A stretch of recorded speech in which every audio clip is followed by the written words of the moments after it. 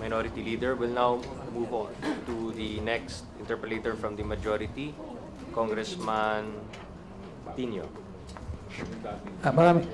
Maraming salamat, Mr. Chair. Mr. Chair, ang unang tanong ko po ay tanong ng mahigit 1.4 million na government employees. Una, napansin natin at natutuwa tayo na merong lump sum na 39.59 billion sa proposed budget. Ito yung lump sum for compensation adjustment, no? So katulad ng sinasabi, para sa ito sa pagtaas ng sweldo. Ang tanong po ay ipatutupad pa rin ba ng Duterte administration yung Executive Order 201 na pinirmahan ni Pangulong Aquino noong February, no? So ito yung nag-i-implement nung SSL 4 na naging batas sana pero hindi na isa batas. Yeah, it will be continued. In fact, our preference is to have it adopted as a joint resolution by Congress. Okay? The four tranches. The second tranche is already in the 2017 budget, Your Honor. So ang intention nyo po, yung 39.59 billion, yun yung implementation ng second tranche ng EO 201? Among others. May plano po ba ang administrasyon na baguhin ito? No, kasi may mga binabanggit ang Malacanang, kayo, na merong increase na ibibigay sa pulis at militar, at kailan ba yan magiging effective? Next year and so on. So obviously, may intensyon na baguhin ito dahil wala yan sa EO 201. Naka-build in na raw yung sa mga civilian workers sa budget ng respective departments for the civilian. The 39 billion is for the military. So what's in the 2017 budget is consistent with the second tranche. Okay? Okay. So mahalagang paglilinaw po yan. So yung second tranche ay naka-built-in na sa department budgets para sa buong burokrasya. And that 39.59 billion is purely for police. And pwede po bang pa-explain? Police, they call it MUP, no? Military and Uniform Personnel, meaning AFP, PNP, Coast Guard, I think Fire, and MRIA. Okay?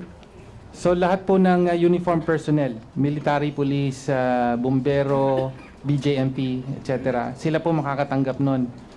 Pwede po bang ma-describe nyo ngayon at mabigyan din kami ng detailed breakdown kung paano ilalaan itong 39.59 billion?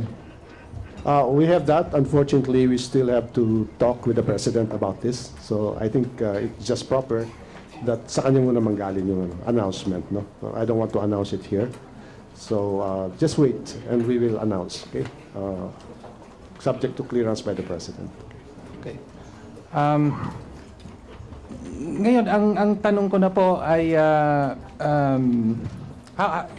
hindi ba nangangailangan ng batas ito, yung mga dagdag na compensation, given na meron tayong salary standardization law na nagpipirme kung ano lang ang antas ng sweldo at mga benepisyo na dapat matanggap ng lahat ng nasa gobyerno?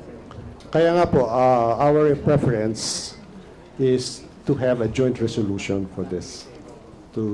Because I think under the Constitution, you really need congressional action for this salary adjustment. And nakalusot lang yung executive order last year, which we will continue to honor.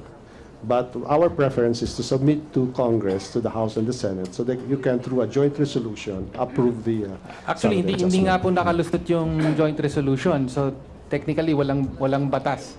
It's only the EO that's... Correct. So we're not comfortable with that also.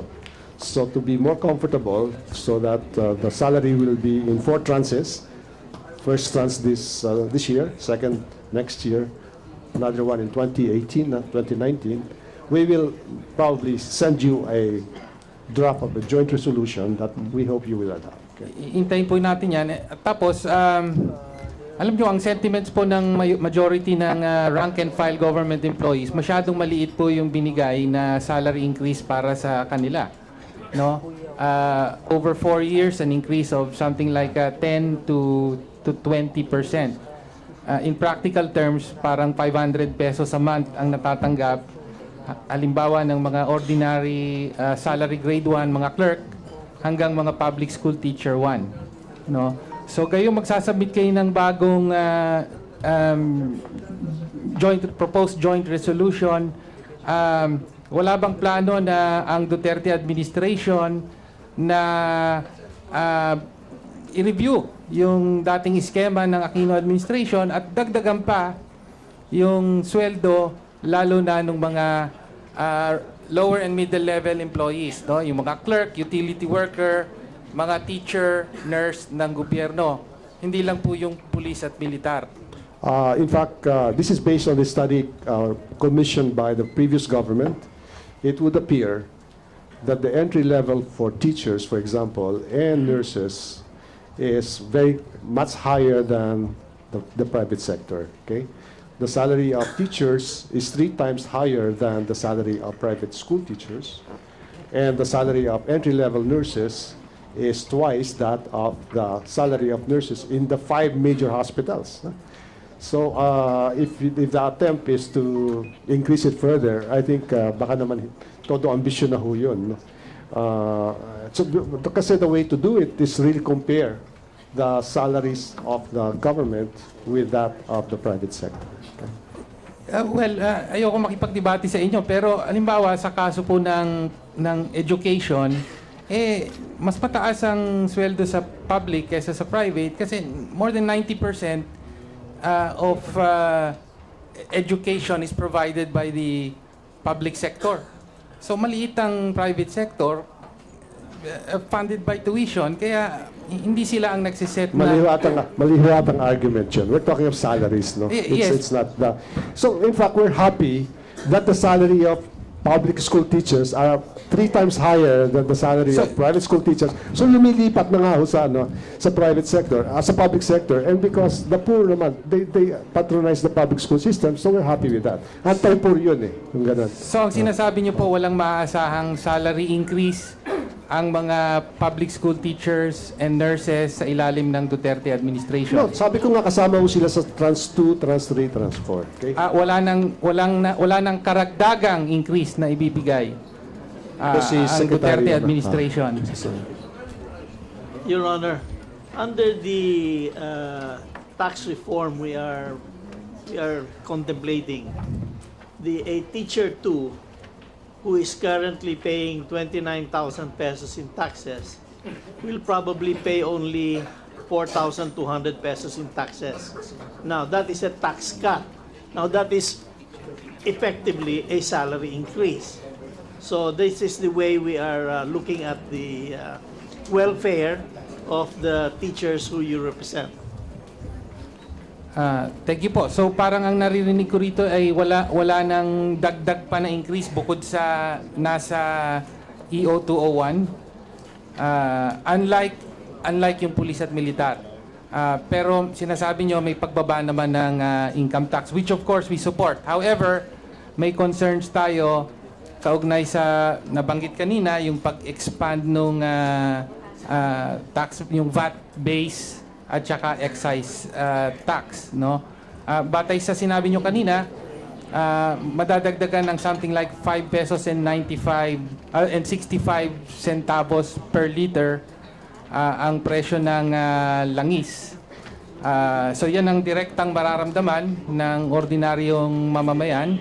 Tapos syempre, pag tinanggal yung mga exemptions sa VAT, mas maraming bagay na madadagdagan ng VAT, no? So sa bahagi namin kailangan na ibaba na yung income tax, individual income tax in particular, pero medyo concerned tayo sa epekto nung pag-expand ng VAT at saka pagtaas ng excise tax on oil, lalo na sa mahirap po. Dahil sila in particular hindi naman makikinabang, yung mga hindi fixed income earners hindi makikinabang sa lowering of income tax. That's There are two things sorry, that excuse me, that's we the would. last question, Yeah, Congressman. yeah, there are two things that we would like to mention. In our statistics, it shows that of the 20 million families in the Philippines, 2 million families, or 10% of the families, consume 60% of the oil. In fact, 200,000 of the top income families in the Philippines consume 20% of the oil. So that's number one.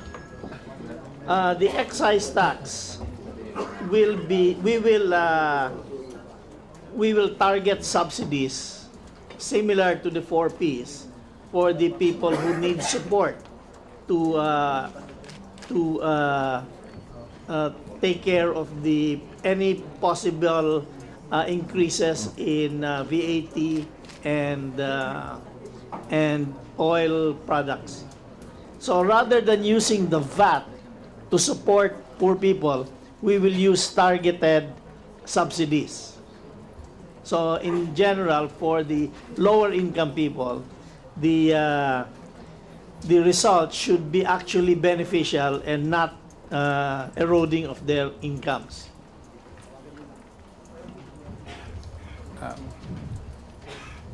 Well, Mr. Chair, dahil wala na akong oras, maraming salamat po. Thank you, Congressman Tinio. We'll now move on to the next member from